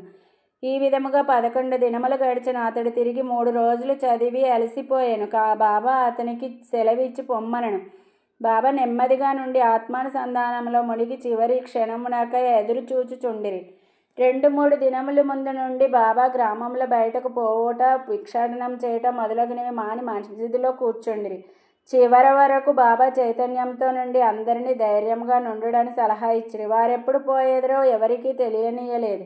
ప్రతిదినము కాకాసాహెబ్ దీక్షిత్ శ్రీమాన్ బూటియు వారితో కలిసి మసీదులో భోజనం చేయుచుండేవాడు. ఆనాడు 1918 అక్టోబర్ 15వ తారీఖు హారతి పిమ్మట వారిని వారి వారి బసలకు పోయి భోజనం చేయమనిరి. అయినను కొంతమంది లక్ష్మీబాయి చిందే, బాగోజీ చిందే, బాయాజీ, లక్ష్మణ్, బాలశింపి, నానాసాహెబ్ నిమోన్కర్ ఎక్కడనే ఉండిరి. దిగువ మెట్ల మీద శ్యామ కూర్చొని ఉండెను. లక్ష్మీబాయి చిందేకు 9 రూపాయలను దానం చేసిన పిమ్మట బాబా తన కాస్థలం బాగా లేదనియూ అందుచేత తనను రాతితో కట్టిన బూటీ మేడలోనికి తీసుకొని పోయిన నచ్చట బాగా నుండుననియూ చెప్పెను. ఈ తుది పలుకులు ఆడుచూ బాబా బాయాజీ తాత్యాకోతపై ఒరిగి ప్రాణములు విడిచెను. బాగోజీ దీనిని కనిపెట్టెను. దిగువ కూర్చొని ఉన్న నానాసాహెబ్ నిమోన్కర్కు ఈ సంగతి చెప్పెను. నానాసాహెబ్ నీళ్లు తెచ్చి బాబా నోటిలో పోసిన అవి బయటకు వచ్చెను. అతడు బిగ్గరగా ఓ దేవా అని అరిచెను. అంతలో బాబా కండ్లు తెరిచి మెల్లగా ఆ అనెను. బాబా తమ భౌతిక శరీరమును విడిచిపెట్టనని తేలిపోయాను. బాబా సమాధి చెందెనను సంగతి షిరిడి గ్రామంలో కార్చిచ్చు వలె వ్యాపించెను. ప్రజలందరూ స్త్రీలు, పురుషులు, బిడ్డలు మసీదుకు పోయి ఏడవసాగిరి. కొందరు బిగ్గరగా నేడ్చిరి, కొందరు వీధులలో నేడ్చుచుండ్రి, కొందరు తెలివి తప్పి పడిరి. అందరి కండ్ల నుండి నీళ్లు కాలువల వలె పారుచుండెను.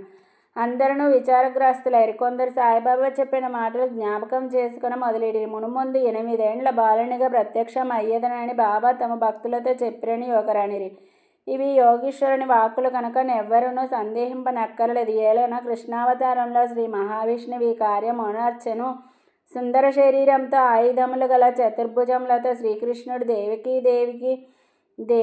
దేవికి కారాగారమున 8 ఏండ్ల బాలుడిగానే ప్రత్యక్షమయ్యను. ఈ అవతారము కృష్ణుడు భూమి భారమును తగ్గించెను. ఈ అవతారం భక్తులను ఉద్ధరించుటకై వచ్చినది కనుక సంశయింప కారణమేమున్నది? యోగుల జాడల అగమ్య గోచరములు. సాయిబాబాకు తమ భక్తుల తోడి సంబంధం యొక్క జన్మ తోడిదే కాదు, అది గడచిన 72 జన్మల సంబంధం. ఇట్టి ప్రేమ బంధములు కలిగించిన ఆ మహారాజు ఎచ్చటికో పర్యటనకై పోయినట్లు అనిపించడం వలన వారు శీఘ్రముగానే తిరిగి వత్తురను దృఢ విశ్వాసం భక్తులకు గలదు. బాబా శరీరం ఎట్లు సమాధి చేయవలన విషయము గొప్ప సమస్య ఆయన. కొందరు మహమ్మదీయులు బాబా శరీరమును ఆరుబయట సమాధి చేసి దానిపై గోరీ కట్టవలనన్రి. కుశాల్ చంద్, అమీర్ శక్కర్ కూడా ఈ అభిప్రాయంనే వెలిబుచ్చిరి. కానీ రామచంద్ర పాటిల్ అన్న గ్రామ మునసబు గ్రామంలోని వారందరితో నిశ్చితమైన దృఢకంఠస్వరంతో మీ ఆలోచన నాకు సమ్మతం కాదు. బాబా శరీరం రాతివాడలో పెట్టవలసినదే అనను. అందుచే గ్రామస్తులు 2 వర్గములుగా విడిపోయి ఈ వివాదమును 36 గంటలు జరిపిరి. బుధవారం ఉదయం గ్రామంలోని జ్యోతిష్కుడని శ్యామకు మేనమామయ్యగు లక్ష్మణ్ మామ జోషికి బాబా స్వప్నంలో కనిపించి చేయి పట్టి లాగి ఇట్లను, త్వరగా లెమ్ము బాబుసాహెబు, నేను మరణించితిని అనుకొనుచున్నాడు. అందుచే నతడు రాడు. నీవు పూజ చేసి కాగడహారతి ఇమ్ము. లక్ష్మణ్ మామ సనాతనాచార పారాయణుడైన బ్రాహ్మణుడు. ప్రతిరోజు ఉదయం బాబాను పూజించిన పిమ్మట తక్కిన దేవతలను పూజించుచుండేవాడు. అతనికి బాబా యందు పూర్ణ భక్తి విశ్వాసములుండెను. ఈ దృశ్యమును చూడగానే పూజా ద్రవ్యములను పళ్ళెమును చేతధరించి మౌల్వీలు ఆటంకపరచుచున్నను పూజను హారతిని చేసిపోయాను. మిట్ట మధ్యాహ్నం బాపుసాహెబ్ జోగు పూజా ద్రవ్యములతో అందరితో మామూలుగా వచ్చి మధ్యాహ్న హారతిని నెరవేర్చెను. బాబా తుది పలుకులను గౌరవించి ప్రజలు వారి శరీరమును వాడాలో నుంచుటకు నిశ్చయించి అచ్చటి మధ్య భాగమున త్రవ్వుట ప్రారంభించి మంగళవారం సాయంకాలం రహతా నుండి సబ్ ఇన్స్పెక్టర్గా వచ్చెను. ఇతరులు తక్కిన స్థలముల నుండి వచ్చిరి. అందరూ దానిని ఆమోదించిరి.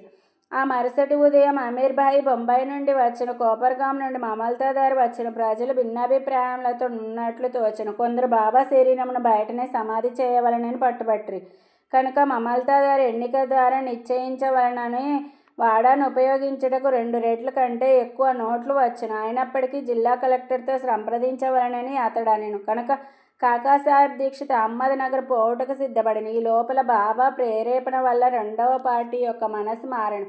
అందరూ ఏకగ్రీవంగా బాబాను వాడాలో సమాధి చేయుటకు అంగీకరించిరి. బుధవారం సాయంకాలం బాబా శరీరం ఉత్సవంతో వాడాకు తీసుకొని పోయిరి. మురళీధరుని కొరకు కట్టిన చోట శాస్త్రోక్తంగా సమాధి చేసి యథార్థంగా బాబాయే మురళీధరుడు వాడ దేవాలయం అయ్యాను. అది ఒక పూజా మందిరం అయ్యను. అనేక మంది భక్తులు అచ్చటకు పోయి శాంతి సౌఖ్యములు పొందుచున్నారు. ఉత్తర క్రియలు బాలసాహెబ్ బాటే ఉపాసిని బాబా నెరవేర్చరు.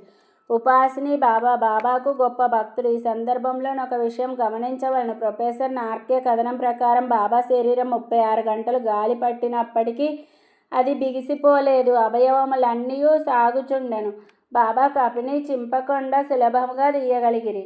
ఇటుకరాయి విరుగుట. బాబా భౌతిక శరీరమును విడిచుటకు కొన్ని దినముల ముందు ఒక దుశ్శకునమైన మసీదులో ఒక పాత ఇటుక ఉండెను. బాబా దానిపై చేయి వేసి ఆనుకొని కూర్చుండువారు. రాత్రులందు దానిపై ఆనుకొని ఆసనాస్తులగుచుండిరి. అనేక సంవత్సరములు ఇట్లా గడిచిన. ఒకనాడు బాబా మసీదులో లేనప్పుడు ఒక బాలుడు మసీదును శుభ్రపరచుచు దానిని చేతితో పట్టుకొని ఉండగా అది చేతి నుండి జారి క్రిందపడి 2 ముక్కలైపోయాను. ఈ సంగతి బాబాకు తెలియగానే వారు మిగిల చింతించి ఇట్లని ఏడ్చిరి. ఇటుక కాదు, నా అదృష్టమే ముక్కలు ముక్కలుగా విరిగిపోయినది. అది నా జీవితపు తోడు నీడ. దాని సహాయం వలననే నేను ఆత్మానుసంధానం చేయుచుండేవాడను. నా జీవితమునందు నాకెంత ప్రేమయో దాని యందు నాకంత ప్రేమ. ఈరోజు అది నన్ను విడిచినది. ఎవరైనా ఒక ప్రశ్న అడగవచ్చును, బాబా నిర్జీవియగు ఇటుక కోసం ఇంత విచారపడనేలా? అందులకు హేమడ్ పంత్ ఇట్లు సమాధానమిచ్చెను. యోగులు బీదవారికి నిస్సహాయులకి సహాయం చేయుటకై అవతరించెదరు. వారు ప్రజలతో కలిసి మా అసలునప్పుడు ప్రజల వలె నటింతురు. వారు మనవలే బాహ్యమునకు నవ్వెదరు, ఆడెదరు, ఏడ్చెదరు. కానీ లోపల వారు శుద్ధ చైతన్యులై వారి కర్తను విధులను నెరుగుదురు. 72 గంటల సమాధి. ఇటుక విరుగుటకు 32 సంవత్సరములకు పూర్వం అనగా 1886వ సంవత్సరంలో బాబా సీమోల్లంఘనం ప్రయత్నించెను. ఒక మార్గశిర పౌర్ణమి నాడు బాబా ఉబ్బసం వ్యాధితో మిక్కిలి బాధపడుచుండెను. దానిని తప్పించుకొనుటకై బాబా తన ప్రాణంను పైకి తీసుకొని పోయి సమాధిలో నుండవలననుకొని భక్త మహల్సాపతితో ఇట్లనిరి: నా శరీరంను 3 రోజుల వరకు కాపాడము. నేను తిరిగి వచ్చినట్లయినా సరే, లేని ఎడల నా శరీరంను ఎదురుగా ఉన్న ఖాళీ స్థలంలో పాతిపెట్టి గుర్తుగా 2 చెండాలను పాతము అని స్థలమును చూపిరి. ఇట్లనుచు రాత్రి 10 గంటలకు బాబా క్రింద కూలెను. వారి ఊపిరి నిలిచిపోయాను. వారి నాడి కూడా ఆడకుండెను. శరీరంలో నుండి ప్రాణము పోయినట్లుండెను. ఊరి వారందరూ అచట చేరి న్యాయ విచారణ చేసి బాబా చూపిన స్థలంలో సమాధి చేయుటకు నిశ్చయించిరి. కానీ మహల్సాపతి అడ్డగించెను. తన ఒడిలో బాబా శరీరం నుంచుకొని 3 రోజులు అట్లే కాపాడుచు కూర్చుండెను. 3 దినముల పిమ్మట తెల్లవారుజామున 3 గంటలకు బాబా శరీరంలో ప్రాణమున్నట్లు కనిపించెను. ఊపిరి ఆడనారంభించెను. కడుపు కదిలెను. కండ్లు తెరిచెను. కాళ్ళు చేతులు సాగదీయుచు బాబా లేచెను. దీనిని బట్టి చదువరులు ఆలోచించిన విషయమేమన, బాబా 3 మూరల శరీరం లేక లోపలనున్న ఆత్మయ పంచభూతాత్మకమగు శరీరం నాశనమగును. శరీరం అశాశ్వతము గాని లోనున్న ఆత్మ పరమ సత్యము, అమరము, శాశ్వతము. ఈ శుద్ధ సత్తాయే బ్రహ్మము. అదియే పరిపాలించినది. అదియే సాయి. అదియే ఈ జగత్తునందు గల వస్తువులన్నింటి యందు వ్యాపించి ఉన్నది. అది లేని స్థలం లేదు. అది తాను సంకల్పించుకున్న కార్యమును నెరవేర్చుటకు భౌతిక శరీరం వహించను. దానిని నెరవేర్చిన పిమ్మట శరీరమును విడిచెను. సాయి ఎల్లప్పుడూ ఉండువారు. అట్లనే పూర్వము గాణగాపురంలో వెలిసిన దత్తదేవుని అవతారమగు శ్రీ నరసింహ సరస్వతియు వారి సమాధి చెందుటకు బాహ్యంనకే గాని సమస్త చేతనాచేతనములందు కూడా నుండి వారిని నియమించువారును, పరిపాలించువారును. వారే ఈ విషయం ఇప్పటికిని సర్వస్వ శరణాగతి చేసిన వారికిని, మనస్ఫూర్తిగా భక్తితో పూజించు వారికిని అనుభవనీయమైన సంగతి. ప్రస్తుతం బాబా రూపం చూడ వీలు లేనప్పటికీ మనం షిరిడీకి వెళ్ళినచో వారి జీవితం ఎత్తు పటం మసీదులోనున్న దీనిని శ్యామరావు జయకరు అను గొప్ప చిత్రకారుడును బాబా భక్తుడును వ్రాసి ఉన్నాడు. భావుకుడు భక్తుడునైన ప్రేక్షకునికి ఈ పటం ఈనాటికి బాబా భౌతిక శరీరంతో చూచినంత తృప్తి కలగజేయను. బాబాకు ప్రస్తుతం భౌతిక శరీరం లేనప్పటికీ వారక్కడనే కాక ప్రతి చోటన నివసించుచు పూర్వము వలనే తమ భక్తులకు మేలు చేయుచున్నారు. బాబా వంటి యోగులు ఎన్నడూ మరణించరు. వారు మానవుల వలె కనిపించినను నిజముగా వారే దైవము. బాబుసాహెబ్ జోగు సన్యాసము. జోగు సన్యాసం పుచ్చుకొనిన కథతో హేమాడ్ పంత్ ఈ అధ్యాయమును ముగించుచున్నారు. సకారాం హరిఊరఫ్ బాబుసాహెబ్ జోగు పూణే నివాసి సుప్రసిద్ధ వార్కరి నీ విష్ణుబువ్వ జోగు గారికి చిన్నాయన 1909 సంవత్సరంన సర్కారు ఉద్యోగం నుండి విరమించిన తర్వాత పీడబ్ల్యూడీ సూపర్వైజర్ భార్యతో షిరిడీకి వచ్చి నివసించుచుండెను. వారికి సంతానం లేకుండెను. భార్యాభర్తలు బాబాను ప్రేమించి బాబా సేవయందే కాలమంతయు గడుపుచుండిరి. మేఘశ్యాముడు చనిపోయిన పిమ్మట బాపుసాహెబ్ జోగ్ మసీదులోను చావడిలోను కూడా బాబా మహాసమాధి పొందు వరకు హారతి ఇచ్చుచుండెను. అదియునుగాక ప్రతిరోజు సాటేవాడలో జ్ఞానేశ్వర్యు ఏకనాథ భాగవతమును చదివి వినవచ్చిన వారందరికీ బోధించుచుండెను. అనేక సంవత్సరములు సేవ చేసిన పిమ్మట జోగు బాబాతో, నేనిన్నాళ్ళు నీ సేవ చేసితిని, నా మనసు ఇంకను శాంతం కాలేదు. యోగులతో సహవాసం చేసినను నేను బాగు కాకుండుటకు కారణమేమి? ఎప్పుడు కటాక్షించదవు అనను. ఆ ప్రార్థన విని బాబా, కొద్ది కాలంలో నీ దుష్కర్మల ఫలితం నశించును, నీ పాపపుణ్యములు భస్మమగును. ఎప్పుడు నీవు అభిమానము పోగొట్టుకొని మోహమును రుచిని జయించదవో, ఈ ఆటంకములన్నింటినీ కడచెదవో, హృదయపూర్వకంగా భగవంతుని సేవించుచు సన్యాసమును బుచ్చుకొనేదవో, అప్పుడు నీవు ధన్యుడవయ్యడవు అనిరి. కొద్ది కాలం పిమ్మట బాబా పలుకులు నిజమాయను. అతని భార్య చనిపోయాను. అతనికి ఇంకొక అభిమానమేదియూ లేకుండడచేను అతడు స్వేచ్ఛాపరుడై సన్యాసమును గ్రహించి తన జీవిత పరమావధిని పొందెను. అమృతతుల్యమగు బాబా పలుకులు. దయాదాక్షిణ్యమూర్తియగు సాయిబాబా పెక్కు సారలు మసీదులో ఈ దిగువ మధుర వాక్యములు పలికిరి. ఎవరైతే నన్ను ఎక్కువగా ప్రేమించెదరో వారు ఎల్లప్పుడూ నన్ను దర్శించెదరు. నేను లేక ఈ జగత్తందియు వానికి శూన్యం. నా కథలు తప్ప మరేమియూ చెప్పడు. సదా నన్నే ధ్యానం చేయను, నా నామమునే ఎల్లప్పుడూ జపించుచుండెను. ఎవరైతే సర్వస్వ శరణాగతి చేసి నన్నే ధ్యానింతురో వారికి నేను రుణస్థుడను. వారికి మోక్షమునిచ్చి వారి రుణం తీర్చుకొనేదను. ఎవరైతే నన్నే చింతించుచు నా గూర్చియ దీక్షతో నుందురో, ఎవరైతే నాకు అర్పించనిదే ఏమీయూ తినరో, అట్టి వారిపై నేను ఆధారపడి ఉందును. ఎవరైతే నా సన్నిధానమునకు వచ్చెదరో వారు నది సముద్రంలో కలిసిపోయినట్లు నాలో కలిసిపోవుదురు. కనుక నీవు గర్వము అహంకారము లేశమైనా లేకుండా నీ హృదయంలో నన్ను సర్వస్వ శరణాగతి వేడవలను. నేను అనగానెవరో సాయిబాబా ఎన్నోసార్లు బోధించారు. వారిట్లనిరి, నన్ను వెదుకుటకు నీవు దూరం కానీ మరెచ్చటికి కానీ పోవనక్కరలేదు. నీ నామము నీ ఆకారము విడిచినచో నీలోనే గాక అన్ని జీవులలోనూ చైతన్యం లేదా అంతరాత్మ అని ఒకటి యుండును. అది నేను. దీనిని నీవు గ్రహించి నీలోనే గాక అన్నింటిలోనూ నన్ను చూడుము. దీనిని నీవు అభ్యసించినచో సర్వవ్యాపకత్వం అనుభవించి నాలో ఐక్యం పొందెదవు. హేమాడ్ పంతు చదువరులకు ప్రేమతో నమస్కరించి వేడునదేమనగా, వారు వినయ విధేయతలతో దైవమును, యోగులను, భక్తులను ప్రేమింతురుగాక. బాబా పెక్కుసార్లు ఎవరైతే ఇతరులను నిందించుదురో వారు నన్ను హింసించిన వారగుదురు. ఎవరైతే బాధ అలా అనుభవించెదరో ఓర్చుకొందరో వారు నాకు ప్రీతి కూర్చెదరు అని చెప్పిరి కదా. బాబా సర్వ వస్తు జీవ సముదాయంలో నైక్యమై ఉన్నారు. భక్తులకు నలుప్రక్కల నిలిచి సహాయపడతారు. సర్వజీవులను ప్రేమించుట తప్ప వారు మరేమీ కోరరు. ఇటు శుభమైన పరిశుభ్రమైన అమృతం వారి పెదవుల నుండి స్రవించుచుండెను. హేమాడ్ పంతు ఇట్లు ముగించుచున్నారు. ఎవరు బాబా కీర్తిని ప్రేమతో పాడెదరో, ఎవరు దానిని భక్తితో వినెదరో, ఉభయులను సాయిలో నైక్యమగుదురు. 43-44 అధ్యాయములు సంపూర్ణము. సద్గురు శ్రీ సాయినాథార్పణమస్తు. శుభం భవతు. 6వ రోజు పారాయణం సమాప్తం. Thanks for watching Devotional Updates channel. Please like, share and subscribe to this channel for more updates. Thank you.